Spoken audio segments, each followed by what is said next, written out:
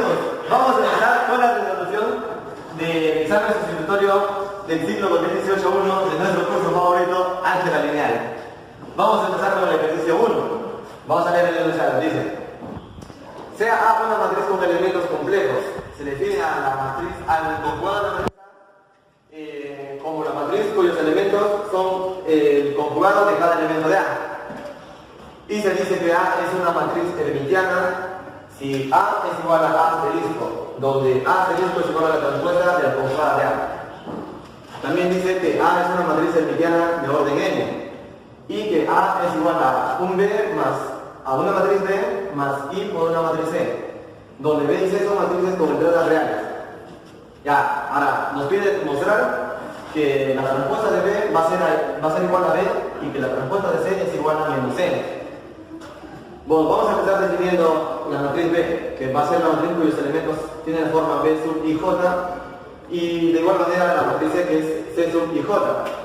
Ahora, vamos a tomar este dato, vamos a empezar de esta forma. Nos dice que A va a ser igual a B más I por C. Entonces, tomando solo un elemento de A, nuestro elemento sería un A sub i j, que va a ser igual a un elemento de B, un B sub i j, más el número imaginario I por el elemento de C, que va a ser un C sub i j. Ahora, vamos a formar la conjugada de la matriz A, que según nos dice aquí es el conjugado de cada elemento de A.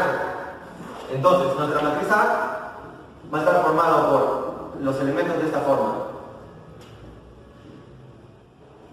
Ahora, vamos a ir al conjugado de ese elemento, ya tenemos aquí. Entonces, ponemos el conjugado del elemento de A va a ser igual a B por B sub i j menos el número imaginario I por C sub i j. Ahora, esto generalizándolo sería la matriz A, la conjugada de la matriz A va a ser igual a B menos I por C. Ahora, ya tenemos la conjugada de A. Ahora nos dice que A es una matriz hermitiana. ¿Y qué cumple la matriz hermitiana? Que A es igual a A asterisco. Entonces, para nosotros llegar de esto a A asterisco necesitamos sacarle su transpuesta. Entonces, la transpuesta de esto, perdón, que estoy tratando de revisar, sería la transpuesta de todo esto. Y por propiedad sabemos que como esto es una recta, la transpuesta va para cada matriz. Entonces tendría esta forma. Ya bueno, cambiándolo ya por el asterisco, va a ser igual a un B transpuesta menos un I por C transpuesta. Ahora, nos dice que el A asterisco va a ser igual a A. Entonces esto lo vamos a igualar a A. Pero sabemos que A es igual a B más I por C. Entonces, en esta parte igualamos los términos que son de la parte real y los de la parte imaginaria. En la parte real tenemos acá en este miembro a B transpuesta y en este miembro tenemos a solo B. Entonces de aquí deducimos que la transpuesta de B va a ser igual al mismo B. Y lo mismo con el término imaginario. Sería el coeficiente de I sería menos C transpuesta igual acá a C. Entonces ya solamente cambiando los signos tendríamos que la transpuesta de C va a ser igual a menos C. Y de esta forma queda demostrado lo que nos pide en el ejercicio. Gracias.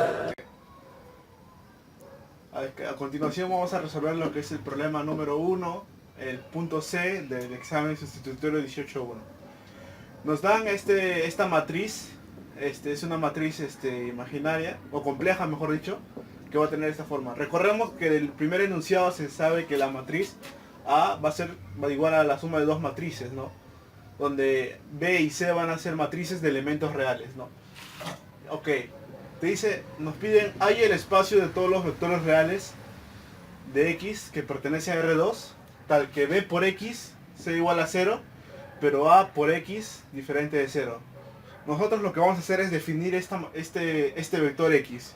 Lo vamos a definir de la siguiente manera, enunciando como un X sub 1 y X sub 2. Como nos piden que sean los vectores reales, entonces sus elementos x1 y x2 van a tener que pertenecer a los reales. Del caso de aquí, de que la matriz A es igual a un B más I por C, despejando A, vamos a llegar a la conclusión de que B es igual a esta matriz. Es la matriz rectangular de 2 por 2 en la cual todos sus elementos donde todos sus elementos son la unidad, pues. Primero, de lo que nos piden, B por X igual a 0. B por X igual a 0. La matriz B, que es 1, 1, 1, 1, por X1, X2. Multiplicamos las matrices y nos va a quedar una matriz de orden 2 por 1, ¿no? En la cual nos dice que va a tener dos elementos, X1 más X2 y X1 más X2. Recordar que este 0 nos va a indicar que es aquel vector, es el vector nulo. No es que sea solo un número, es el vector nulo, ¿no? De esto desprendemos que igualando, o sea, esto es igual a colocar 0, 0. Igualando elementos de la misma posición, vamos a llegar a esto. Que x más 1, x sub 1 más x sub 2 va a ser igual a 0. O es lo mismo escribir que x sub 2 es igual a 1 menos x sub 1, ¿no? De esta manera. Ahora vamos al segundo punto, lo que nos piden, que es que la multiplicación de a por x sea diferente de 0. Copiamos la matriz A, en este caso, y lo multiplicamos por este vector, por el vector x. Tiene que ser diferente de 0. Pero recordemos que este 0 es el vector nulo, ¿no? Que se va a enunciar de esta manera. Entonces multiplicando, sería el primer términos, haciendo la multiplicación de matrices, nos va a quedar una matriz de 2 por 1, con dos elementos. El primero va a ser x1 más x2 más x2 por y, y el segundo va a ser x1 menos x1 por y más x2. Debemos darnos cuenta de algo. Aquí aparece el x1 más x2, y aquí abajo también el x1 más x2. De lo anterior debemos, reemplazamos, por lo tanto esto se va a eliminar, se va a hacer 0, 0, quedándonos solo una matriz que sea de la siguiente manera: x2 por y menos x1 por y, que tiene que ser diferente del vector nulo. Como sabemos, para que la única opción que nos dé para que este vector sea el nulo, únicamente sería el caso en el que ambos sean igual a 0. ¿Qué quiere decir?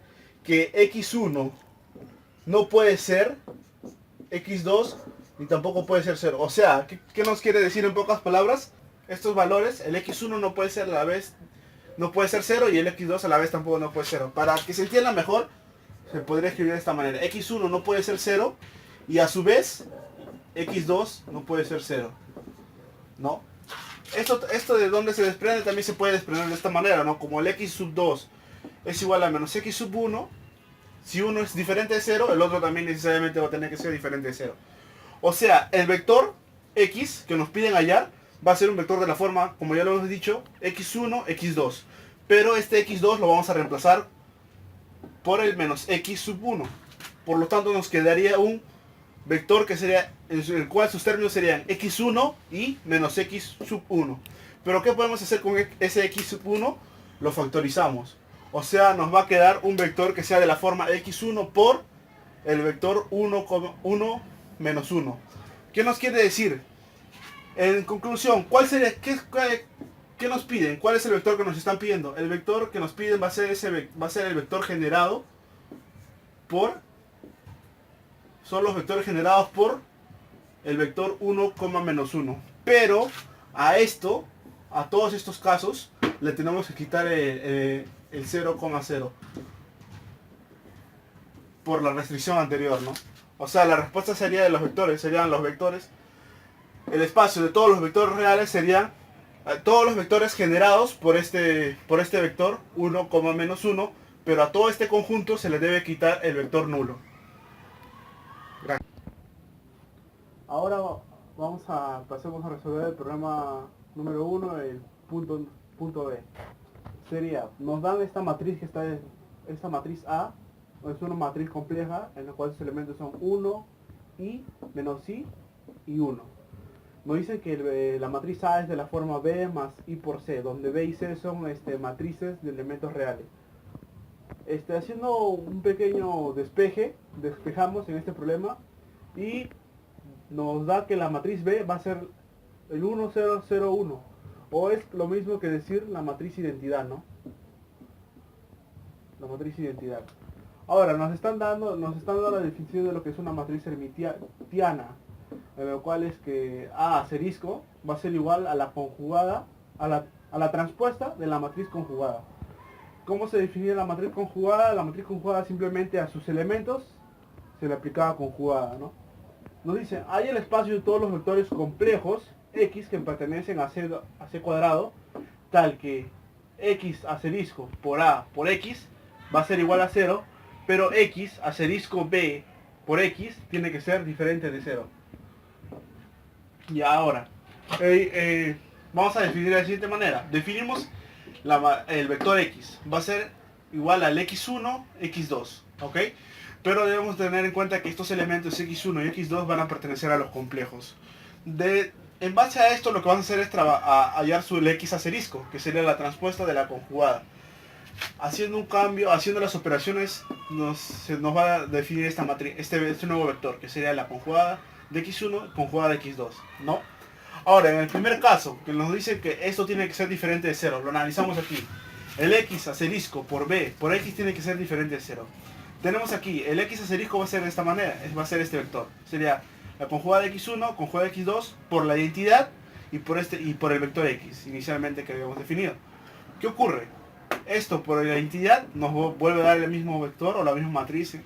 Y al hacer la multiplicación en este caso nos quedaría X, la conjugada de X1 por X1 más la conjugada de X2 por X2. Tiene que ser diferente de 0. Ahora, ¿qué tenemos que recordar? Que en números complejos, cuando nosotros definíamos si X era un complejo y lo multiplicábamos por su conjugada, esto iba a ser igual a módulo de X al cuadrado. Aplicando este teorema en este punto, sería la conjugada de X1 por X1 es módulo de X1 al cuadrado. Aquí lo mismo para el X2, módulo X2 al cuadrado. Ahora, ¿qué tenemos? ¿Qué nos está pidiendo? Que el X1 al cuadrado más X2 al cuadrado tiene que ser diferente de 0. Nosotros sabemos en base a las propiedades de los números reales, porque recordemos que el módulo no es nada más que el módulo vendría a ser un número real, ojo. Y sabemos que esto va a ser, estas dos expresiones, módulos al cuadrado, van a ser mayor o igual que 0, ¿no? Pero ¿cuándo ocurría la igualdad? ¿Cuándo ocurría la igualdad? O sea que el X1 al cuadrado, el módulo X1 al cuadrado, más el módulo X2 al cuadrado tiene que ser igual a 0. Solamente ocurría cuando el X1 y el X2 ambos eran 0. Pero nosotros no queremos este caso, tenemos que negarlo. Al negarlo, lo que tenemos que hacer es que en el problema no puede ser X1 no puede ser 0, y a su vez X2 no puede ser igual a 0, o es diferente de 0, ¿no? Este es el caso que no cumple. O sea, en la respuesta a nuestro problema, a nuestra posible respuesta, le tenemos que quitar esta restricción, ¿no? Ahora, en el segundo analizamos la segunda parte, que nos dice que el X asterisco por A por X tiene que ser igual a 0, ¿no? Ya habíamos definido lo que era el X asterisco. Este sería este vector, esta matriz, multiplicado por la matriz A, que es 1 y menos I, 1, perdón, este es 1, por X1, X2. Efectuamos la operación de matrices en estos dos primeros, con estas dos primeras matrices, nos va a dar esta matriz, que sería la conjugada de X1 menos I por conjugada de X2, y el otro elemento sería X1 conjugada por I más conjugada de X2. Volvemos a efectuar la operación de multiplicación de matrices y nos quedaría de esta manera, ¿no? Sería la conjugada de X1 menos I por la conjugada de X2 multiplicado por X1, toda esta expresión, más X1 conjugada por I más X2 conjugada por X2 igual a 0, ¿no? Ahora, operamos lo que es, le aplicamos la propiedad distributiva, despejándonos que haya X1 conjugada por X1 menos I por X2 conjugada por X1 más conjugada de X1 por X2 por I más la conjugada de X2 por X2 igual a 0, ¿no? Esta expresión. Pero recordemos, le volvemos a aplicar en los extremos el mismo propiedad. Que un número complejo multiplicado por su conjugada es igual a su módulo cuadrado. Reemplazamos, sería módulo cuadrado. Y acomodando esta expresión nos quedaría de la siguiente manera. Nos quedaría que el módulo cuadrado de x1 más el módulo cuadrado de x2 más esta expresión multiplicado por el i tiene que ser igual a 0. A esta expresión la vamos a llamar alfa, ¿ok? Ahora lo que vamos a pasar a hacer es a calcular alfa. Como nos habíamos quedado en el ítem anterior, habíamos definido que el alfa iba a ser igual a esta expresión, ¿no? Por lo tanto, nos quedaría la siguiente expresión. El módulo de x1 al cuadrado más el módulo de x2 al cuadrado más alfa por i debe ser igual a 0. En este paso, en este momento vamos a darle la forma al número complejo x1 y al x2. Al x1 le damos la forma de un a más bi y al x2 le damos la forma de un c más di. Para efectuar los cálculos nada más. De esto vamos a desprender que el x1, la conjugada de x1 va a ser a menos bi. Y la conjugada de x2 tiene que ser c menos di. Ojo, para estos casos A, B, C, D tienen que pertenecer a los reales, ¿no? Por definición de números complejos. Ahora, en base a, ya teniendo definido lo que es el x1 y el x2, lo que vamos a hacer es, también podemos definir sus módulos. Pues su módulo al cuadrado va a ser igual a cuadrado más b cuadrado, y su módulo al cuadrado va a ser igual a c cuadrado más d cuadrado, ¿no? C cuadrado más d cuadrado. Ojo. Ahora, ahí vamos a calcular la expresión alfa. Reemplazando alfa aquí en o sea, este alfa lo vamos a poner aquí, sería el módulo de x, la conjugada de x1 sería a menos bi por x2, que así sería c más di, menos la conjugada de x2, que sería c menos di por a más bi, que es x1. Efectuamos lo que es distributivo para cada elemento y nos quedaría esta expresión. Pero como nos podemos dar cuenta, aquí tenemos un término AC. Con este menos AC se va. Tenemos un BD, con este menos BD se va. ¿Qué cosa nos va a quedar? Nos quedaría la expresión alfa, va a ser igual a 2 veces A por D menos B por C, todo multiplicado por I. Ahora, esta expresión alfa la vamos a reemplazar en la primera ecuación, en la de arriba.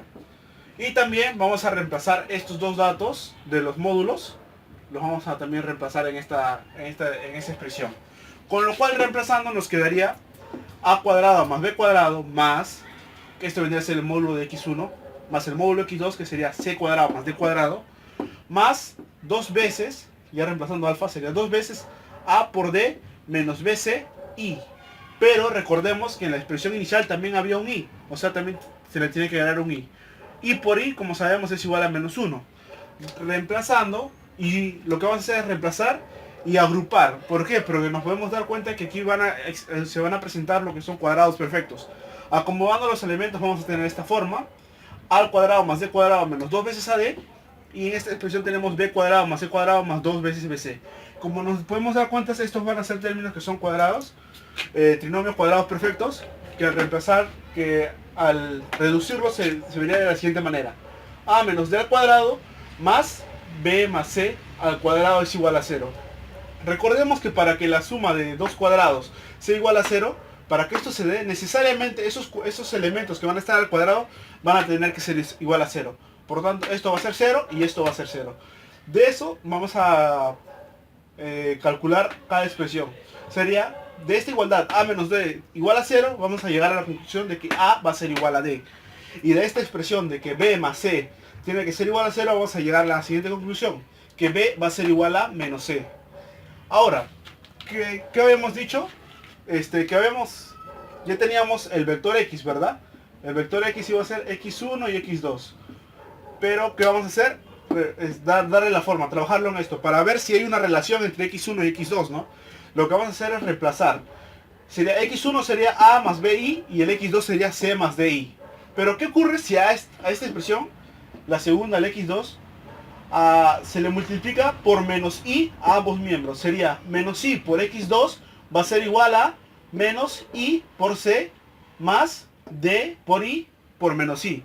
¿Qué ocurriría en ese caso? Nos vamos a dar cuenta que se forma aquí la expresión menos c por i, pero este menos c de la expresión anterior es igual a un b, es igual al b. Aquí lo mismo, se forma el d, pero el d es igual al a, y este menos i cuadrado, como sabemos, esto va a ser igual a 1. De la expresión anterior, ¿qué nos podemos dar cuenta? Que si multiplicamos menos i si lo multiplicamos por menos i a lo que es al x sub 2, vendría a dar el x sub 1. Por lo tanto, ¿qué relación se estaría cumpliendo? Se estaría cumpliendo que menos i veces x sub 2 va a ser igual a x sub 1. Ahora, en el vector inicial que habíamos definido, definimos como x1, x2, reemplazamos x1. Reemplazar el x1 nos quedaría, el vector sería menos i por x2, y el segundo elemento sería x2, ¿no? Factorizamos esto x2 y nos quedaría que el vector x el vector x va a ser igual a un x2 por menos i por 1. ¿Qué nos quiere decir esto? Que el conjunto o el espacio de todos los vectores de elementos complejos van a ser no es nada más y nada menos que va a ser un espacio generado, generado por el vector menos i, pero recordemos, de la restricción anterior a esta solución en la cual los vectores van a ser generados por este vector, a esta restricción se le tiene que debemos recordar que se le tiene que agregar el 0, 0 porque había una restricción inicial, ¿no? Y esa sería la respuesta. El conjunto de todos los vectores van a ser los vectores generados por este vector menos i y 1, pero se le tiene que quitar el vector nulo, ¿no? Continuando con el problema sustitutorio 2018-1, toca hacer la pregunta número 2. La pregunta nos dice que muestre que mi función h es un producto interno. Para poder demostrar que es un producto interno tiene que cumplir 4 propiedades: positividad, linealidad, homogeneidad y simetría. Pero comencemos con la positividad.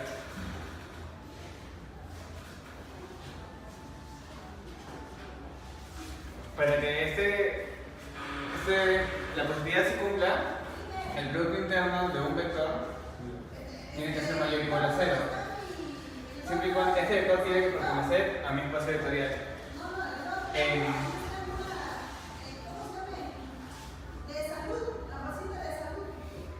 En mi función tenemos que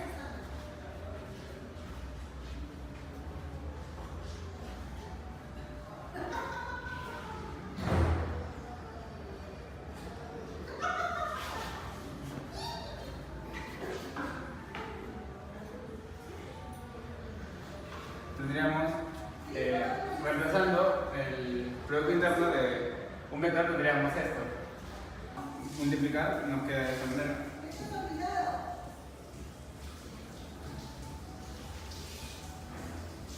Como sabemos, mi función de peso en el intervalo AB es una función continua y positiva. Esta es positiva. Y esto, como está elevado al cuadrado, siempre va a ser positiva. Pero mi función, su producto interno va a ser igual a 0 solamente cuando mi vector sea el vector nulo. Con esto demostramos la propiedad de positividad. Ahora comencemos con la propiedad de homogeneidad.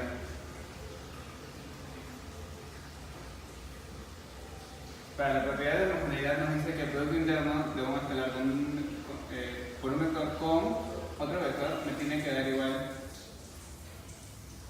al producto interno al escalar por el producto interno de los vectores.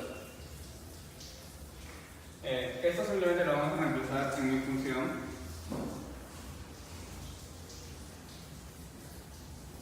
Y esos dos vectores tienen que pertenecer a mi espacio vectorial. Reemplazamos en la función el escalar por un vector por el otro vector. En mi función tendríamos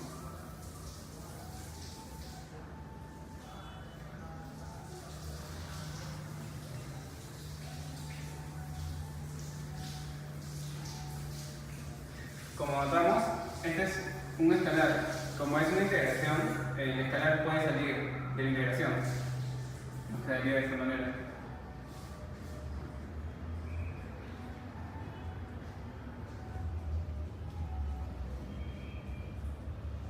Y como podemos notar, esta es mi función del inicio. Así es que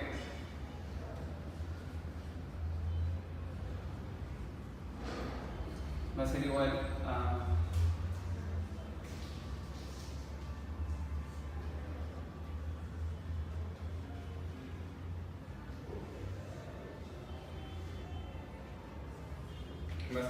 igual a eso, con lo cual demostramos la propiedad de homogeneidad. La propiedad de linealidad nos dice que un vector por la suma de dos vectores me da igual a dos productos escalares.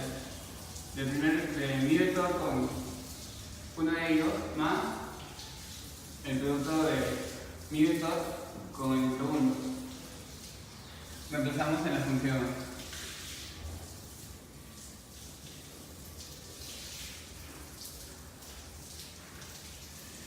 Los vectores tienen que pertenecer a la misma serie vectorial. En este caso vamos a añadir un vector más que va a ser K.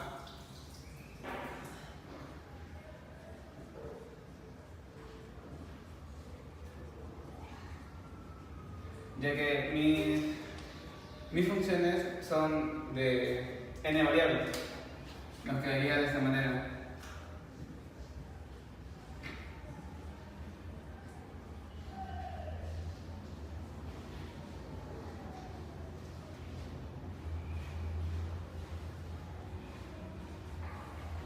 Al resolver esto, nos queda de la siguiente manera.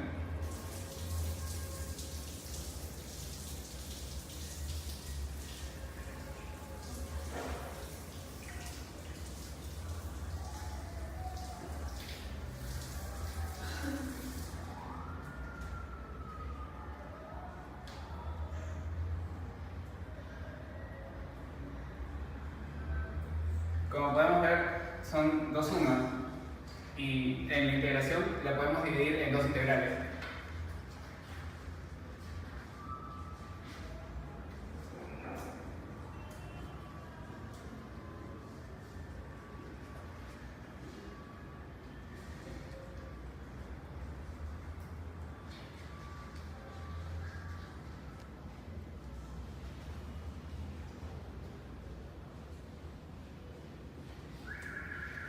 Y transformando en la función que teníamos al inicio, nos quedaría de esta manera.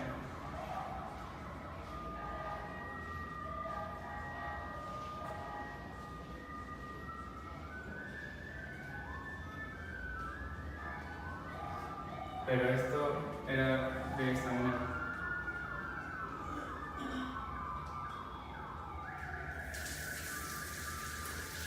Con lo cual vemos que está demostrada la propiedad de linealidad.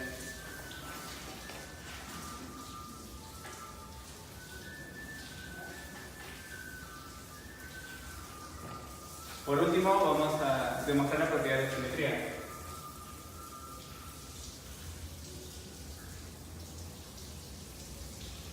La propiedad de simetría nos dice que el producto interno de dos vectores es igual sin que lo permutamos. Estos dos vectores tienen que pertenecer a la misma serie vectorial. En mi función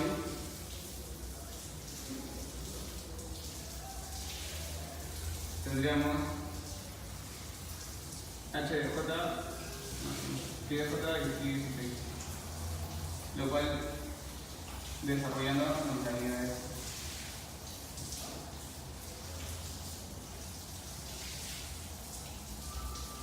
Pero podemos notar que este producto lo podemos permutar y no altera a la integración.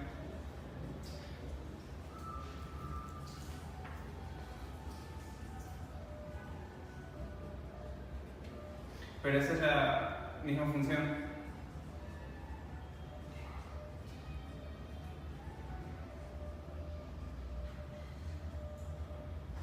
Esa es la función que teníamos al inicio. Y como podemos notar, se va a demostrar la propiedad de simetría. Muy buenas noches a todos los oyentes. Bueno, en esta oportunidad vamos a presentar la solución del problema 2 del examen sustitutorio del 2018-1. Bueno, vamos a empezar con el enunciado. Sean un conjunto de funciones continuas que están definidas en intervalos de A a B, cerrados. Para ello definimos esta relación, esta equivalencia. Este es el enunciado del problema, parte del enunciado del problema. Dice que esta equivalencia dice que es de este conjunto de funciones continuas en el intervalo AB, se dice que es ortogonal si cumple con estas condiciones. Bueno, eso es lo que nos enumera el enunciado principal. Ahora nos vamos al apartado B del enunciado principal, de la pregunta 2, la cual nos dice lo siguiente. Dice: se desea aproximar la función continua f de x y en el polinomio Pn de x, que lo tenemos aquí presente. Dice, los coeficientes de a sub i se obtienen, o sea, de a sub 0 a sub n, para i de 0 a n, dice, se obtienen por el método de mínimos cuadrados, en donde los coeficientes justamente minimizan la integral, aquí presente, cuya característica es la siguiente: que las diferenciales de estas igualdades de la integral con respecto a los coeficientes es igual a 0. Entonces vamos a analizar la siguiente integral para poder utilizar justamente este dato. Este dato va a ser muy importante para poder usarlo. Nos vamos a dar cuenta más adelante. Bueno, entonces vamos a resolver esta parte de la integral. Para darnos cuenta de algo. A ver, vamos a ver. Aquí sería entonces. Aquí está reemplazado y resolvemos este cuadrado. Si nos damos cuenta, vamos a notar algo muy particular. Vemos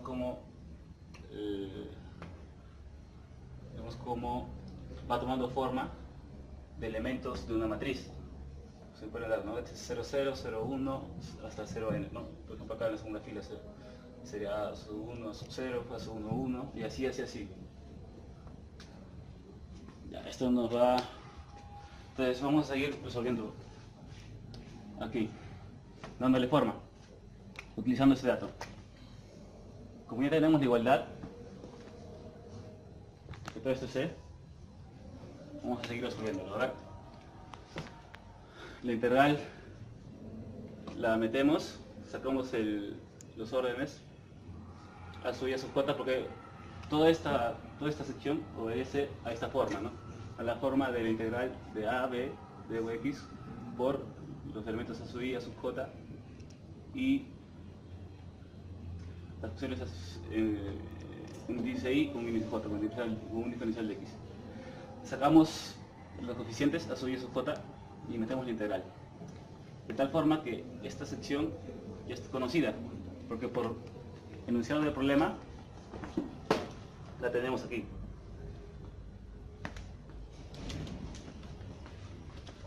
Por tanto, se nos simplifica muy notoriamente lo que tenemos antes, no presente.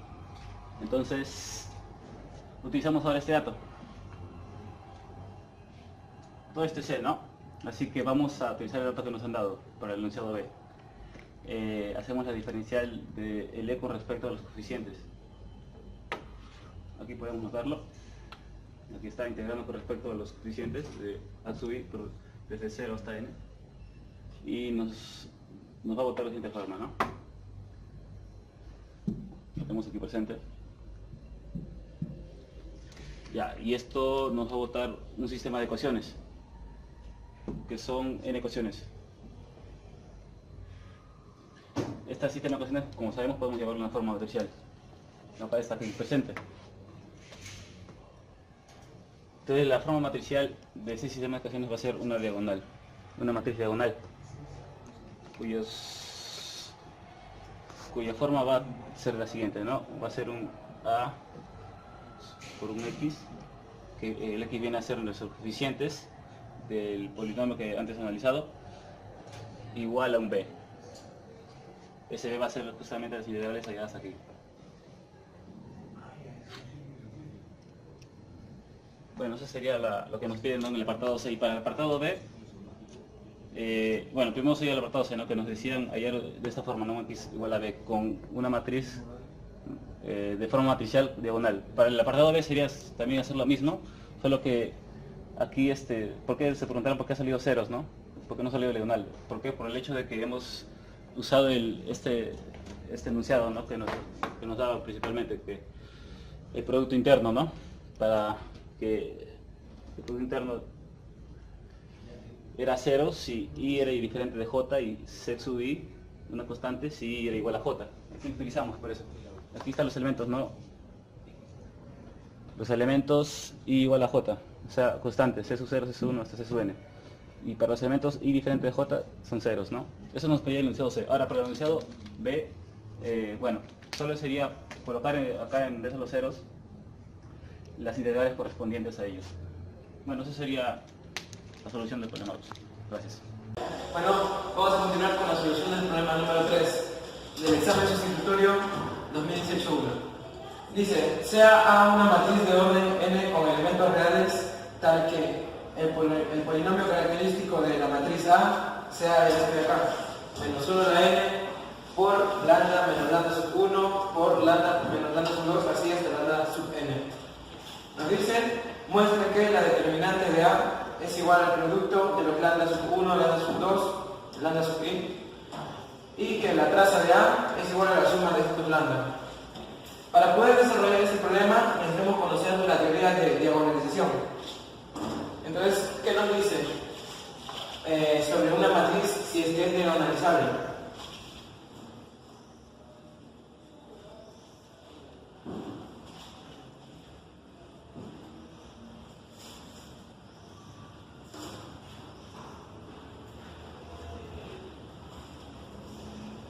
Nos dice que una matriz A puede ser semejante a una matriz diagonal D, o sea que una matriz diagonal D es igual al producto de una matriz P inversa por la matriz A y por la matriz P.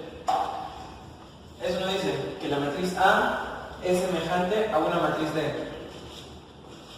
Esto se cumple si es que A tiene, si A siendo una matriz cuadrada de orden n, esto se cumple si A tiene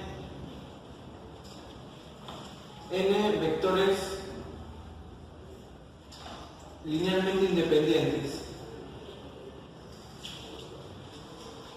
Entonces, la matriz D y la matriz P van a tener ciertas características. Por ejemplo, la matriz D va a ser una matriz diagonal y los elementos de su diagonal van a ser los valores propios de la matriz A. Puede ser, por ejemplo, L1, L2, así hasta L sub n. Y los demás elementos van a ser ceros, ¿no?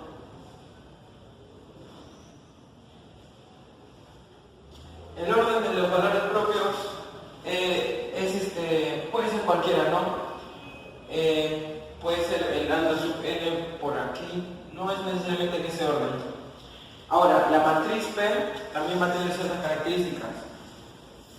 Va a ser la matriz cuyas columnas sean los vectores propios correspondientes a la matriz A.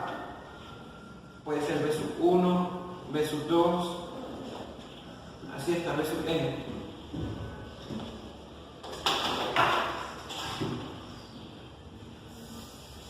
Así la matriz D y la matriz P son de orden n también.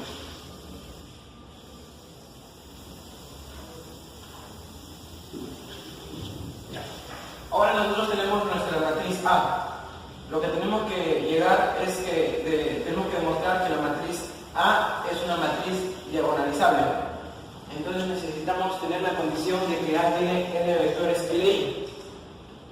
Volvemos al problema. El problema nos dice que la matriz A tiene este polinomio característico. Podemos apreciar que existen n raíces características.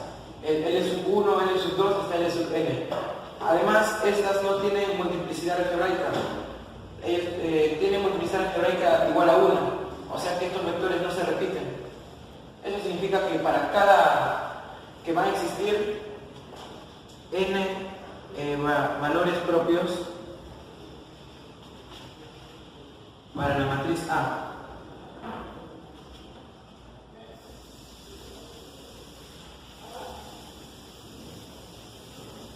Además, estos valores van a ser distintos porque no existe multiplicidad algebraica mayor que 1 de los de los coeficientes, de los valores.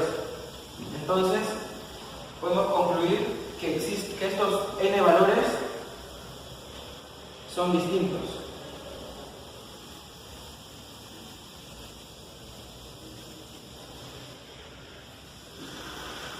Entonces, al tener n valores propios distintos, vamos a tener también n vectores propios linealmente independientes. Entonces, teniendo esta conclusión, podemos llegar a que existen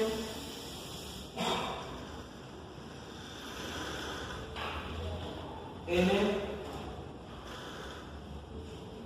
vectores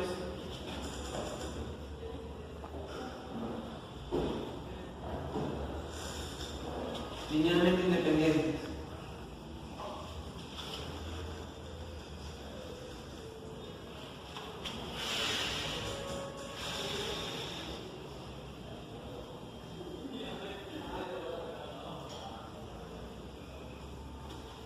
Y esto en sí, esta es la clave del problema. Una vez que tenemos n vectores propios linealmente independientes, podemos afirmar que la matriz A es diagonalizable. Entonces, se va a cumplir esto de acá, que D es igual a la matriz P-1 por la matriz A y por la matriz P. Si nosotros multiplicamos aquí por la izquierda por la matriz P y por la derecha por la matriz P inversa, podemos expresar acá a A como la matriz P por la matriz D y por la matriz P inversa. Ahora sí, vamos al ítem A. El ítem A nos dice que demostremos que la determinante de A es igual al producto de estos valores propios, que son las raíces características de este polinomio característico. Entonces, nosotros vamos a tomar determinante a toda la matriz A. Y esto va a ser igual a la determinante de la matriz, del producto de estas matrices. Entonces acá nosotros podemos particionar la determinante de tener esto de acá.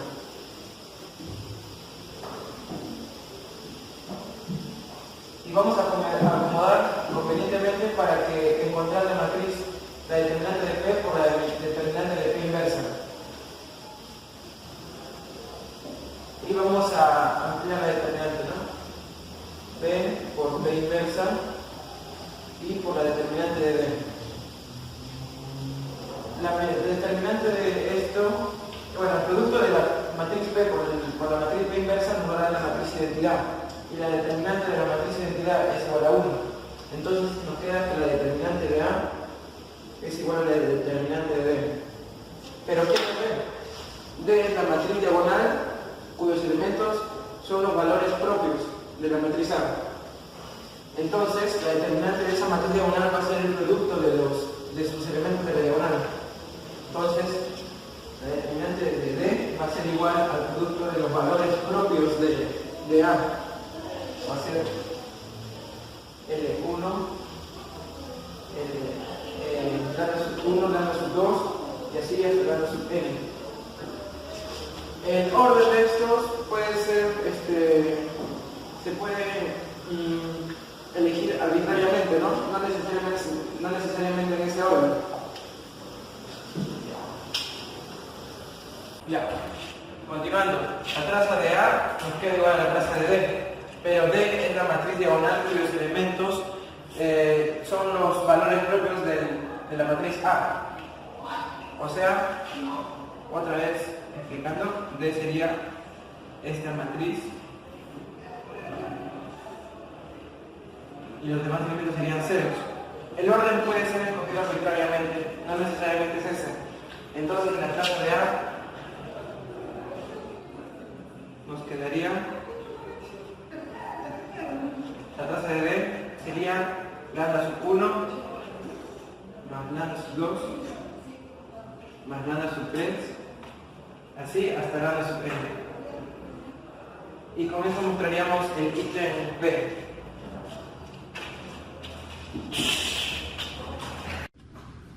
Tres, 2, 1, ya. Bueno, para este problema vamos a resolver el problema número 4 del examen sustitutorio 2018-1. Sea A una matriz cuadrada simétrica de orden n con elementos reales, demostrar que los valores propios de A son reales. Nos pide demostrar los valores propios que A son reales. Esto quiere decir que ya nos dice que A tiene valores propios. Por lo tanto, haremos lo siguiente. Pondremos que teta, que lambda es un valor propio de A y que V es un vector propio de A, por lo que con estos dos datos podemos decir que la matriz A B es igual a lambda por B, y esto se cumple cuando lambda pertenece a los complejos. Además, B va a pertenecer a los complejos N, y también el producto interno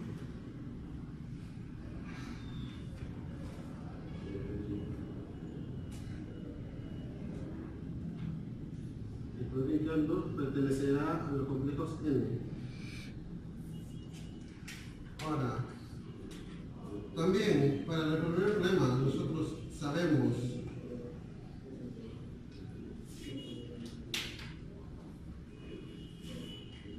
vamos a demostrar dos cosas para que nos ayudarán. Uno, vamos a demostrar alfa, el producto interno de alfa x y, esto usando la propiedad de homogeneidad de los productos internos, es igual a alfa x, producto interno de x y y. Y lo otro que demostraremos será x, el producto interno de x por lambda y, usando la propiedad del producto interno de simetría hermitiana, esto es igual a alfa, el producto interno de alfa y x.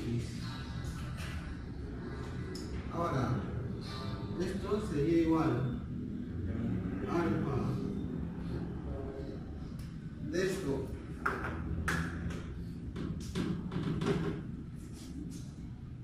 usando de nuevo la propiedad de homogeneidad, volvemos a sacar el alfa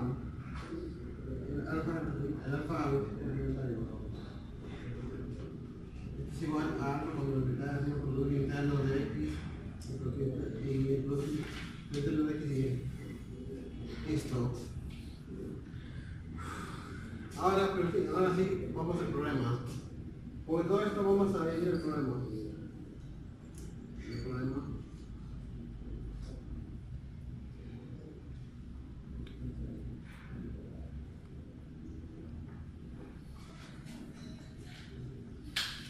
En el problema vamos a hacer este valor, la matriz A por su vector característico, el producto interno de A, V, BV, vamos a usarlo aquí. Esto sería igual, como lambda es un valor propio de A, esto sería igual a el producto interno de lambda, V, el producto interno de todo esto. Y esto a su vez, usando la propiedad del producto interno de homogeneidad, podemos sacar lambda y el producto interno de V. Esto pondremos U. Alonso, un rato, ¿podrías repetir eso allá porque se ha desenfocado? Lo va a cortar, normal.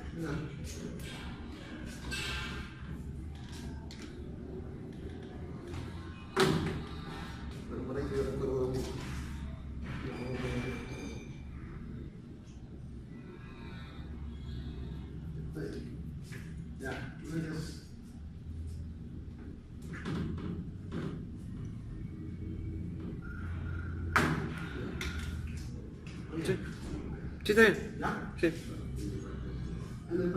Todo esto lo haremos en el programa.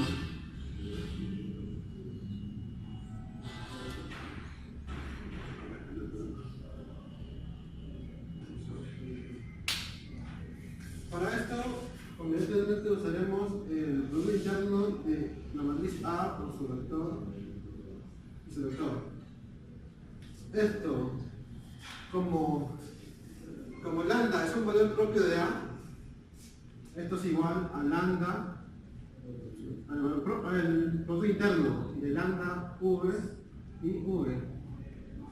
Y esto, usando la propiedad de homogeneidad del producto interno, esto es igual a lambda, producto interno de V y V.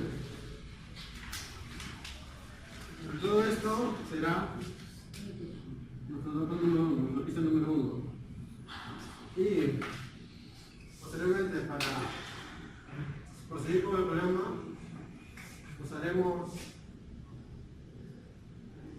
de nuevo esto es lo que tenemos que hallar, una equivalencia. Todo interno de la matriz A con el vector V.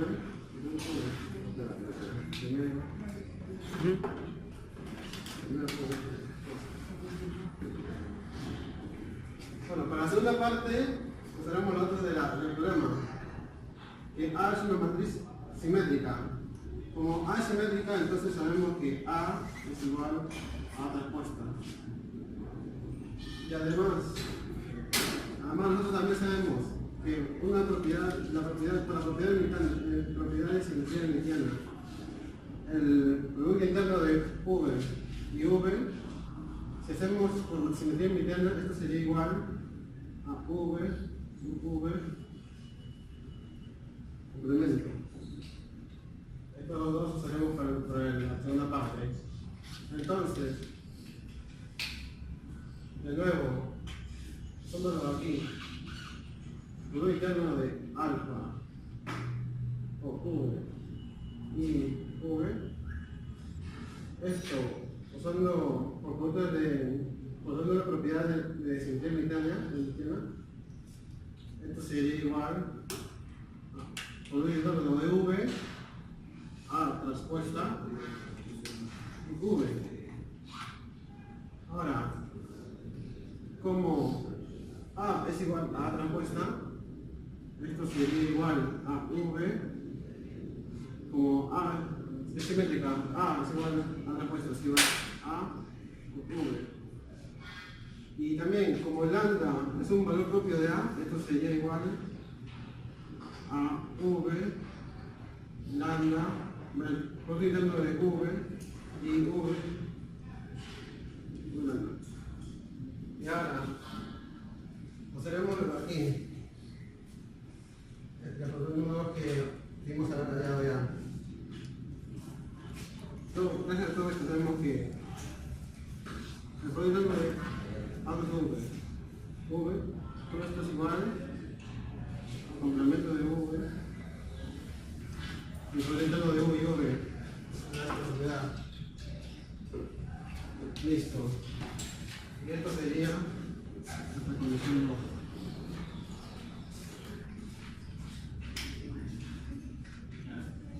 Como podemos observar de 1 y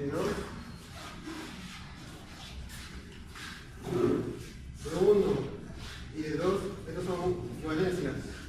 Así que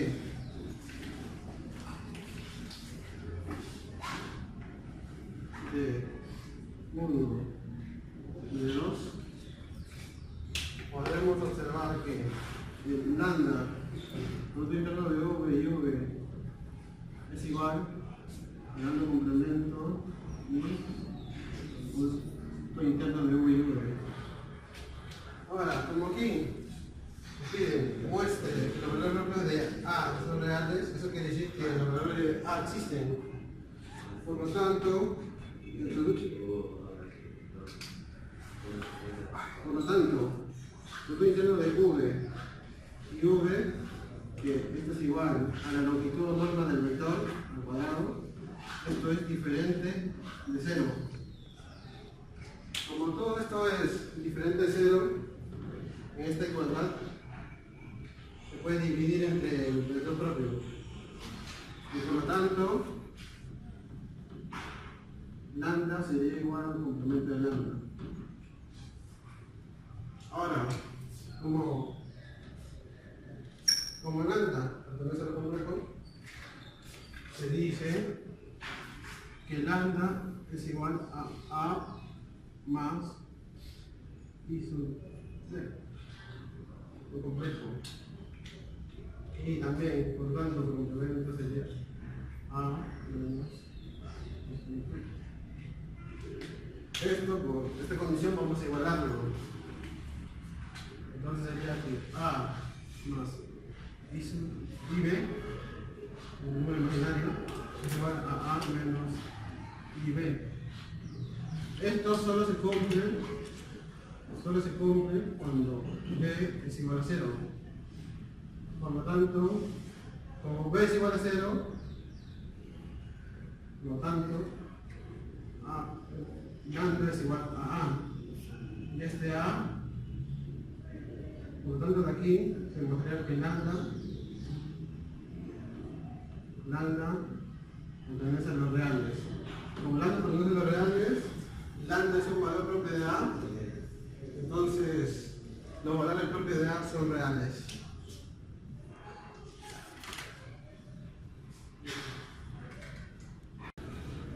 A partir de esto, como decimos que lambda pertenece a los complejos, diremos que lambda es igual a más B por el número imaginario, donde A y B pertenecen a los reales. De esto, diremos que el complemento de lambda sería igual a A menos B sub I, B por el número imaginario. Y finalmente observemos que hemos hallado. Igualando ambos, más ecuaciones.